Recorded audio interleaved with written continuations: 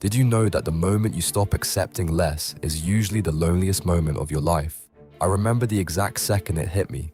I was sitting in my car after another conversation where I'd been talked over, dismissed, made small, and something inside me just broke open. Not in a painful way, in a clarity way. I realized that I'd been calling it being grateful, when really I was just scared. Scared that asking for more meant losing what little I had. Scared that having standards made me difficult. So I started saying no. To the friend who only called when she needed something. To the job that drained me. To the voice in my head that said I should be thankful for scraps. And yeah, it got quiet, really quiet. But somewhere in that silence, I heard something I'd never heard before. My own voice, clear and uncompromising. Choosing yourself isn't selfish.